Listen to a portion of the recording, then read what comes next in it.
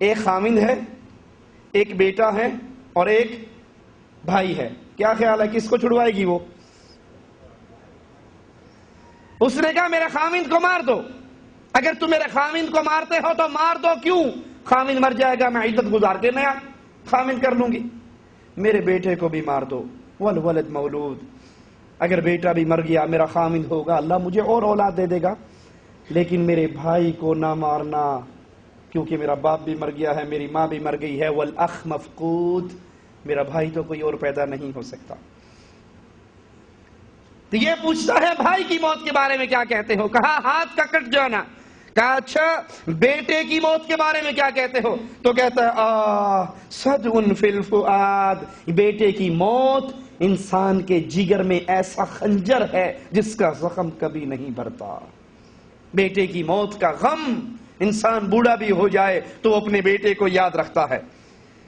ایک شخص کا قصے پر غور کیجئے، وہ عمال لینے کے لیے سعودیہ سے انڈیا میں گیا ہوا، ادھر اس کے بیٹے کو ٹھیک 8 بجے اس کا ایکسیڈنٹ ہوا اور ایکسیڈنٹ ہو کر وہ فوت ہو گیا۔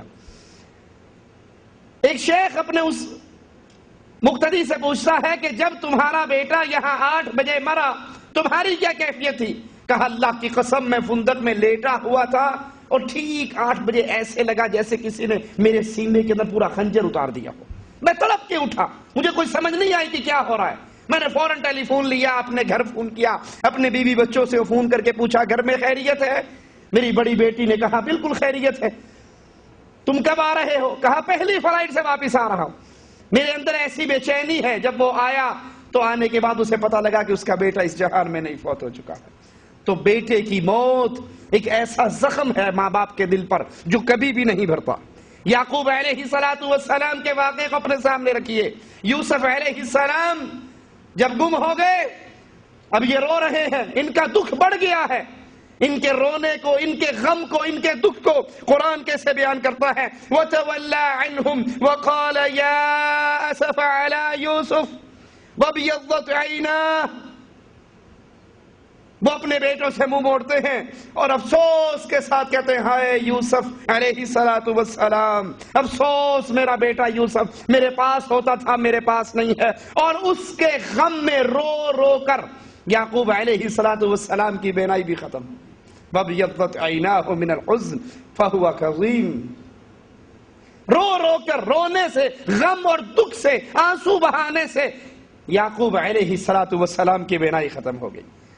سال ہا سال گزر گئے، یوسف علیہ السلام مصر کے اندر وزیر بن گئے، بھائیوں سے ملاقات بھی ہو گئی، تو اب اپنے باپ کے لیے قمیص روانہ کرتے ہیں۔ تو کیا کہتا ہے باپ؟ ادھر قمیص چلتی ہے اور ادھر یعقوب علیہ السلام کی زبان سے جملے نکلتے ہیں، انی لاجد ریح یوسف، اگر تم میری عقل پہ برا گمان نہ کرو کہ بابا پاگل ہو گیا ہے تو سنو، مجھے اپنے بیٹی کی خوشبو آ رہی ہے، مجھے اپنے بیٹے کی اس وقت خوشبو آ رہی ہے۔ اور جب وہ آیا قمیص لے کر تو قرآن کے ان الفاظ پہ غور کیجئے، فَلَمَّا أَنْ جَاءَ الْبَشِيرُ أَلْقَاهُ عَلَى وَجْهِهِ فَارْتَدَّ بَصِيرًا، تو وہ قمیص لانے والے نے لا کر بوڑھے باپ کے چہرے پر جب قمیص کو ڈالی تو ان کی بینائی واپس لوٹ آئی۔ باپ کے دل میں، ماں کے دل میں اللہ نے ایسی محبت پیدا فرمائی ہے جس کو دنیا والے پرکھ نہیں سکتے، دیکھ نہیں سکتے۔ حضرت عمر رضی اللہ عنہ وارضاہ کے دور میں ایک شخص جس کا نام امیہ بن عسکر الکنانی، اس کا ایک ہی بیٹا جس کا نام کلاب۔ یہ کلاب ایک دن مدینے کی گلیوں میں سے گزر رہا کہ اس کی ملاقات زبیر بن عوام، طلحہ بن عبید اللہ رضی اللہ عنہما سے ہوئی۔ یہ ان دو کبار صحابہ سے پوچھتا ہے کہ اسلام کا سب سے بہترین عمل کون سا ہے، اسلام میں سب سے عظیم عمل کون سا ہے؟ تو وہ کہنے لگے جہاد فی سبیل اللہ، اللہ کے راستے میں جہاد یہ بڑا عظیم عمل ہے۔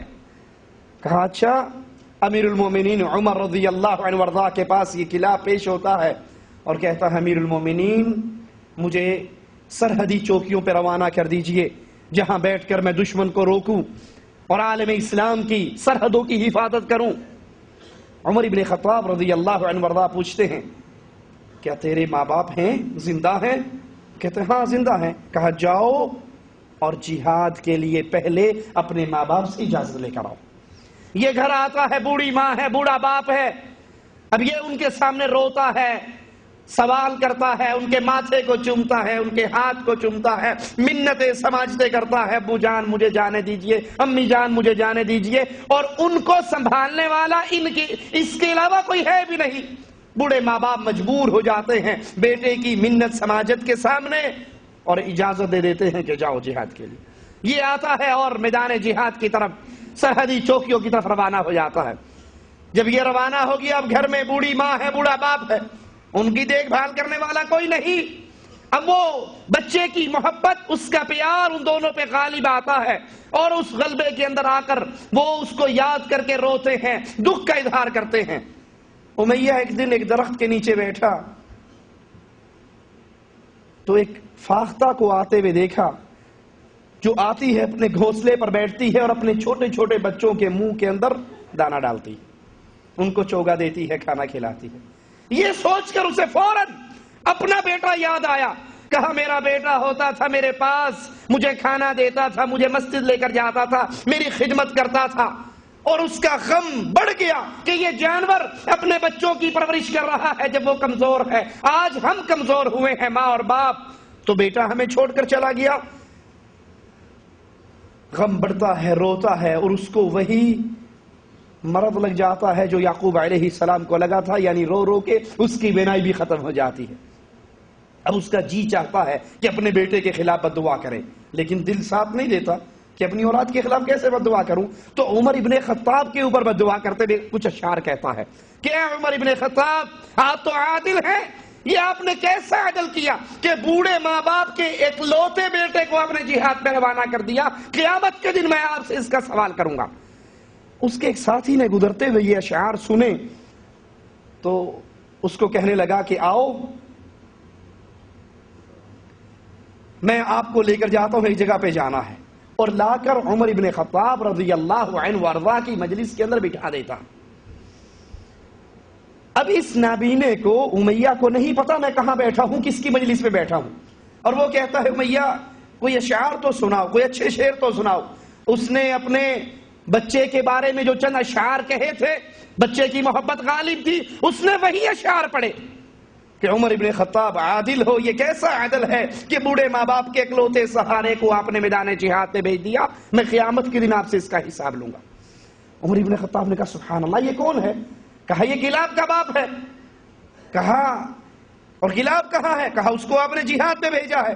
کہا کیا اس بوڑھے نے اپنے بیٹے کو جہاد پہ جانے کی اجازت نہیں دی تھی؟ کہا اس نے منتیں اتنی کی تھی کہ یہ مجبور ہو گیا تھا۔ عمر ابن خطاب فوراً آرڈر لکھواتے ہیں کہ اس کے بیٹے کو سفری گھوڑوں پہ، ڈاک کے گھوڑوں پہ واپس بھیجو۔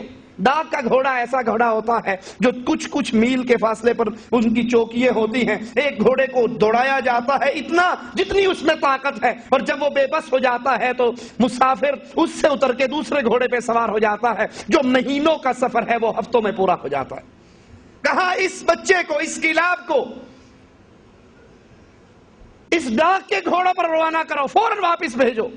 آرڈر پہنچتا ہے، کلاب کو وہاں سے سوار کیا جاتا ہے، اور یہ امیر المؤمنین عمر ابن خطاب رضی اللہ عنہ وارضا کے پاس آتا۔ اب ایک سپاہی ہے جو مسلمانوں کی فوجوں کے سپہ سالار کے اوپر داخل ہو رہا ہے، اسے کہتے ہیں بیٹھ جاؤ، یہ بتاؤ تم اپنے ماں باپ کے ساتھ کیا سلوک کرتے ہو، کیسی نیکی کرتے ہو، کیا سلوک تمہارے ماں باپ کے ساتھ ہے؟ کہا امیر المؤمنین ماں باپ کے ساتھ میرے سلوک کی یہ کیفیت ہے کہ میں ان کی خدمت ان کے کہے بغیر کرتا ہوں۔ یہ بھی نیکی ہے کہ باپ آپ کو کہے بیٹا یہ کام کرو اور آپ کرو، ماں کہے بیٹا یہ کام کرو اور آپ کر دو، لیکن اصل نیکی یہ ہے، زیادہ اعلیٰ اول یہ ہے کہ آپ کو پتا ہو اب ابو نے مجھے فلاں کام کہنا ہے، آپ کو اندازہ ہے، تو آپ باپ کے کہے بغیر وہ کام کر دیتے۔ کہا امیر المومنین میں اپنے ماں باپ کی خدمت ان کے کہے بغیر، ان کے آرڈر سے پہلے ہی کر دیتا ہوں، اور میں دیکھتا ہوں کہ وہ کون کون سے کام ہیں جن کے کرنے سے میرے ماں باپ خوش ہوں گے، میں وہ کام پہلے کر کے رکھتا ہوں۔ کہا سبحان اللہ، اور کچھ بیان کرو، اور تم اپنے